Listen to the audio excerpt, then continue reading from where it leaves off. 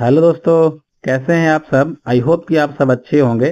दोस्तों, आज हम लोग भूमंडलीकृत विश्व का बनना से संबंधित 15 इंपॉर्टेंट क्वेश्चन आंसर करने वाले हैं। दोस्तों, आपको बता दें, इस टॉपिक से बहुत ही कम सवाल बनते हैं, एक या दो सवाल बहुत मुश्किल से ही बनते हैं। तो इसलिए आप लोगों के लिए ये बहुत ही इंपॉर्टेंट नहीं है। लेकिन दोस्तों, अगर जो भी मैट्रिक का एग्जाम 2025 में देने वाले हैं या इसी से संबंधित कोई और भी एग्जाम देने वाले हैं, तो उनके लिए ये बहुत ही इंपॉर्टेंट हो जाता है। तो चलिए हम लोग आगे बढ़ते हैं और क्वेश्चन आंसर को करते हैं।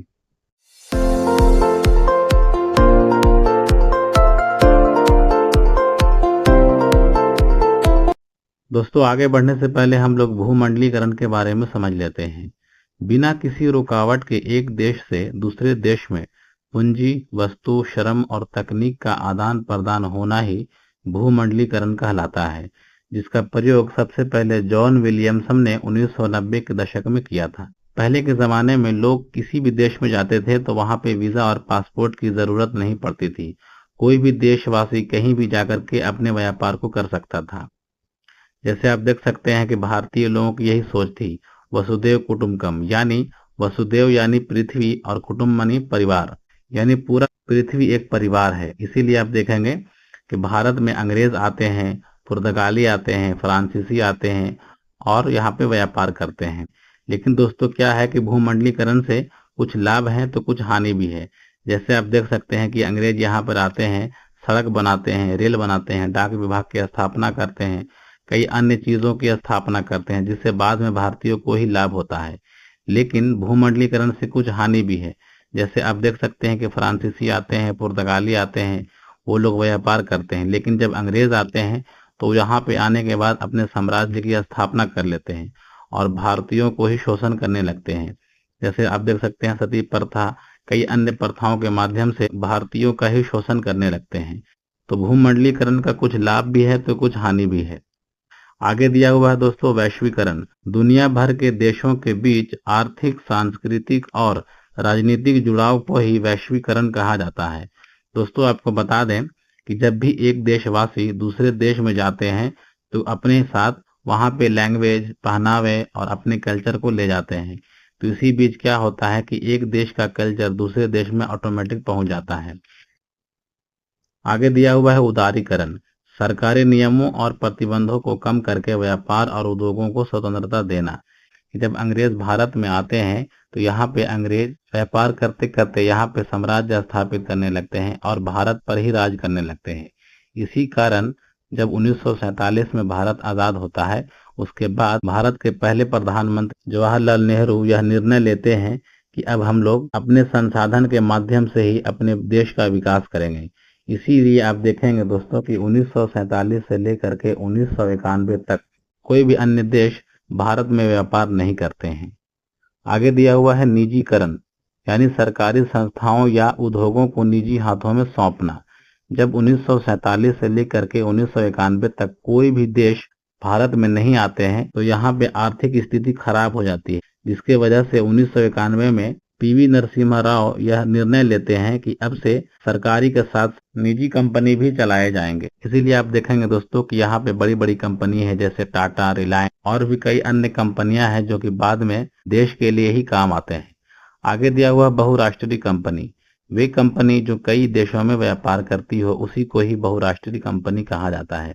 जैसे एप्पल, गूगल, फेसबुक और भी कई अन्य कंपनी हैं, जैसे पेप्सी, कोका कोला, ये कई देशों में व्यापार कर रहे हैं।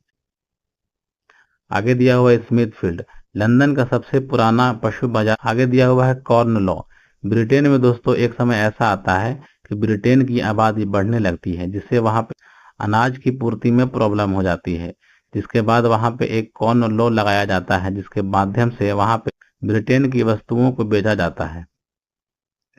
आगे दिया हुआ है लिस्बन। भूमंडलीकरण में ही दास का भी व्यापार होने लगता है, यानी आदमी आदमी को ही बेचने लगते हैं। अब इसका सबसे बड़ा केंद्र होता है लिस्बन, जो कि पुर्तगाल की राजधानी है। आगे दिया हुआ है रिंडरपेस्ट। दोस्तों, आपको बता दें कि अफ्रीका में एक जानवरों में महामारी फैल जाती है, इसका नाम होता है रिंडरपेस्ट।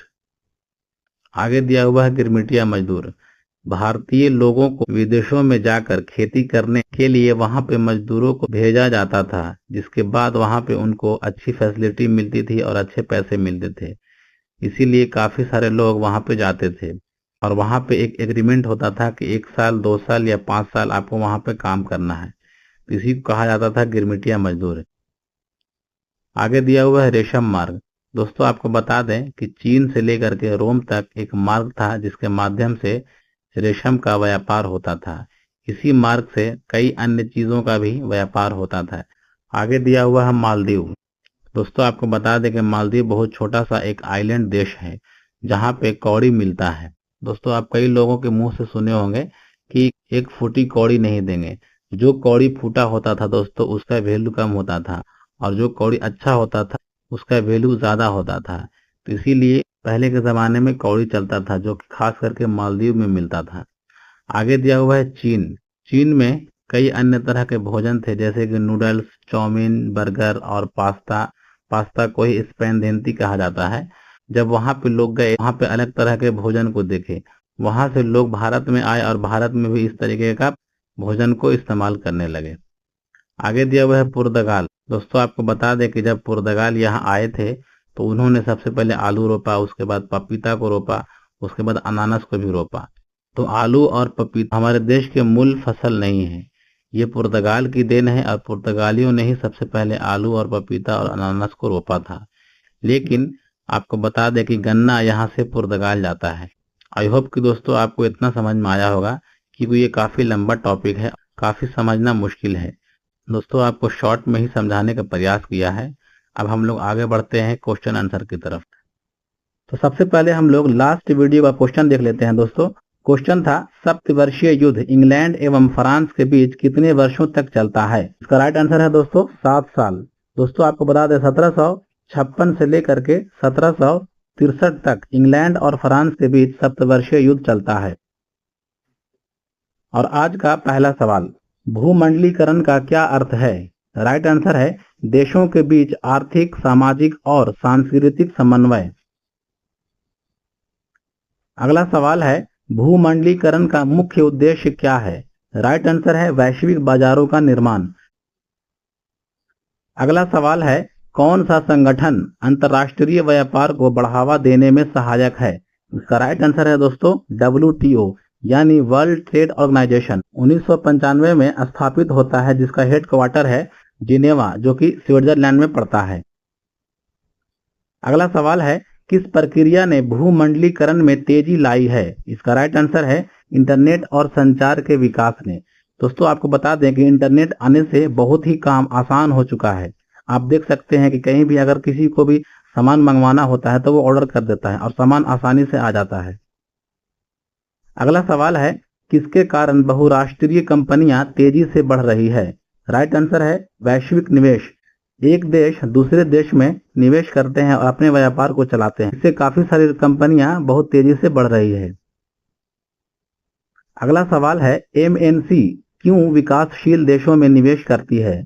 इसका राइट आंसर है सस्ते श्रम की उपलब्धता। दोस्तों आपको बता दें कि जैसे अमेरिका की कोई कंपनी अगर भारत में आती है तो उसको सस्ते दाम में श्रम मिल जाता है यानी मजदूर मिल जाता है, जिससे उनको बहुत ज्यादा मुनाफा हो जाता है। अगला सवाल है उदारीकरण का क्या अर्थ है। राइट आंसर है सरकारी नियंत्रण को कम करना। दोस्तों आपको बता दें कि 1947 से 1991 तक सरकार अपने हिसाब से सारी चीजों को सरकारी करता है। इसीलिए आप देखेंगे कि 1991 में उदारीकरण आता है और उसके बाद सरकारी के साथ साथ कुछ प्राइवेट संस्था भी होती है। जैसे आप देख सकते हैं टाटा, रिलायंस, अन्य कंपनियों की स्थापना होती है और वो भी देश के विकास में हिस्सा लेते हैं।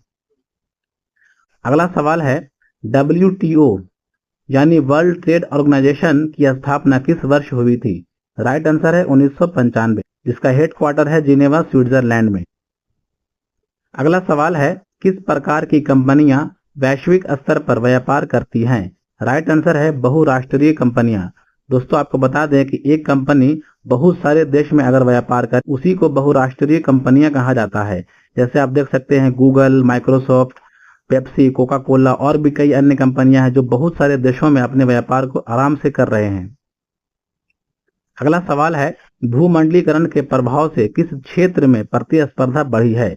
इसका राइट आंसर है दोस्तों सभी क्षेत्रों में, यानी कृषि में भी बढ़ा है, उद्योग में भी बढ़ा है और सेवा में भी बढ़ा है। सेवा मीन्स दोस्तों यहाँ पे IT सेक्टर है, इस पॉइंट को याद रखेंगे।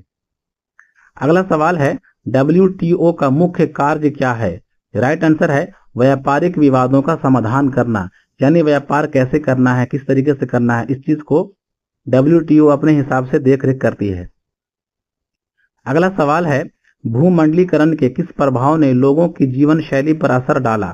राइट आंसर है उपयुक्त सभी। यहाँ पे आप देख सकते हैं आर्थिक सुधार भी होता है, यहाँ से लोग वहां जाते हैं तो सांस्कृतिक आदान प्रदान भी होता है और तकनीक का भी विकास होता है, तो इस प्रकार सभी हो जाएगा। अगला सवाल है उदारीकरण का क्या प्रभाव हुआ? राइट आंसर है व्यापार में वृद्धि। अगला सवाल है भूमंडलीकरण में किस कारक ने संचार को सबसे अधिक प्रभावित किया? राइट आंसर है इंटरनेट। दोस्तों आपको बता दें कि इंटरनेट के माध्यम से आजकल बिजनेस करना बहुत ही आसान हो चुका है। किसी को भी कोई भी सामान मंगवाना हो या लेना हो या देना हो, इंटरनेट के माध्यम से वो काफी आसानी से कर सकता है। अगला सवाल है भारत में उदारीकरण किस वर्ष शुरू हुआ? राइट आंसर है 1991। आपको बता दें दोस्तों कि भारत में 1991 में PV नरसिम्हा राव प्रधानमंत्री होते हैं, वही उदारीकरण लाते हैं और सरकारी संस्थाओं के साथ साथ निजी कंपनियों को भी प्रमोट करते हैं और उन्हें भी कहते हैं कि आप भी व्यापार करें और देश का विकास करें। अगला सवाल है बहुराष्ट्रीय कंपनियों का उत्पादन मुख्यतः किस प्रकार का होता है? राइट आंसर है दोस्तों एक से अधिक देशों में, यानी एक से अधिक देशों में व्यापार होता है, उसी को कहा जाता है MNC। MNC मतलब मल्टीनेशनल कॉरपोरेशन। अगला सवाल है MNC किस प्रकार के देशों में अधिक निवेश करती है? राइट आंसर है दोस्तों विकासशील देश। जहां पे सस्ते मजदूर मिल जाए वहीं पर वो व्यापार करते हैं। अगला सवाल है उदारीकरण, निजीकरण और वैश्वीकरण को संयुक्त रूप से किस नाम से जाना जाता है? राइट आंसर है आर्थिक सुधार। और आज का लास्ट सवाल ड्यूस के नाम से किसे पुकारा जाता था? इस सवाल का जवाब आपको कमेंट में करना है दोस्तों। और आज के लिए बस इतना ही, मिलते हैं हम लोग फिर अगले वीडियो में कुछ नए टॉपिक को लेकर।